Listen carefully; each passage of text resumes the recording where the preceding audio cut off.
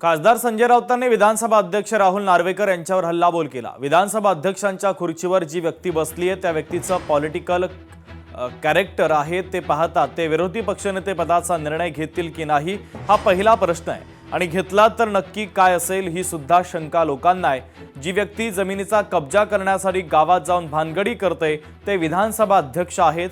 विधानसभा अध्यक्षांवर अविश्वासाचा प्रस्तावच आणला पाहिजे असा घणाघात राऊतांनी केला। तर हिम्मत असेल तर अविश्वास प्रस्ताव आणा असं आव्हान नवनाथ बन यांनी दिलं। 12 आमदार निलंबित करणाऱ्यांना हुकुमशाहीची भाषा शोभत नाही असं नवनाथ बन यांनी म्हटलेलं आहे। विधानसभा अध्यक्षांच्या खुर्चीवर जी व्यक्ती बसलेली आहे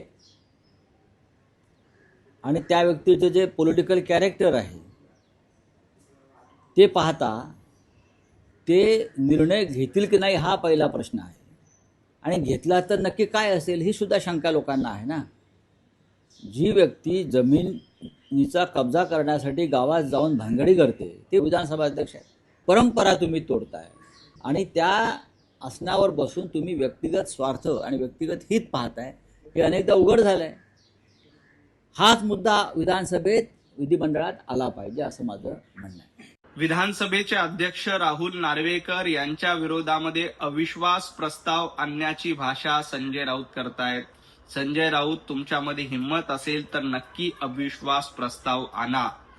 कशा पद्धतीनं हुकुमशाहीचा कारभार महाविकास आघाडीच्या काळामध्ये होता, विधानसभा अध्यक्ष नाना पटोले असताना कशा पद्धतीनं आरेरावी भारतीय जनता पार्टीच्या 12 आमदारांना 1.5 वर्षासाठी निलंबित करण्याचं पाप महाविकास आघाडीनं केलं होतं ते आम्ही या निमित्ताने सांगू।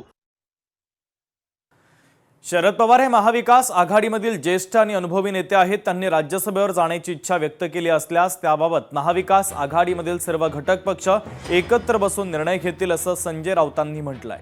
तसंच महाविकास आघाडीमध्ये सर्वात मोठा पक्ष म्हणून शिवसेनेचा पहिला हक्क असल्याचं आधी मान्य केलं पाहिजे असं राऊतांनी म्हटलेलं आहे। यावरून नवनाथ बन यांनी प्रत्युत्तर दिलं। ठाकरेंच्या शिवसेनेमध्ये राऊत विरुद्ध आदित्य ठाकरे अशी 2 सत्ता केंद्र आहेत। प्रियंका चतुर्वेदींचा पत्ता कट करण्याचा राऊतांचा डाव असून शरद पवारांचं नाव पुढे करून आदित्य ठाकरेंना बाजूला करण्याचा प्रयत्न सुरू असल्याचं नवनाथ बन यांनी म्हटलेलं आहे। सर्वाधिक मोठा पक्ष आमचाच आहे ना, 20 आमदारांचा पक्ष आमचा आहे हे आधी मान्य केलं पाहिजे। दुसऱ्या क्रमांकाचा पक्ष आहे काँग्रेस, त्यांचे 16 आहे आणि राष्ट्रवादी काँग्रेसचे 10 आहे। त्याच्यामुळे जो निवडून जाणार आहे राज्यसभेचा खासदार तो महाविकास आघाडी म्हणूनच जाईल। त्याच्यामुळे पहिला अधिकार हा शिवसेनेचा आहे।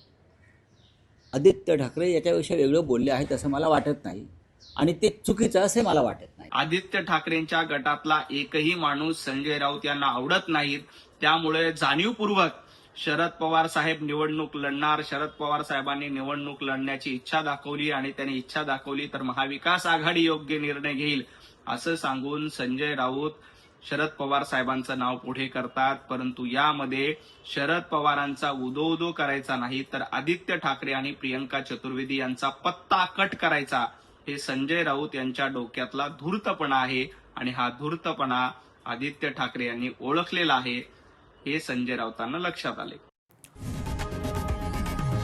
लोकशाही मराठी ऐका, पहा, जागरूक रहा।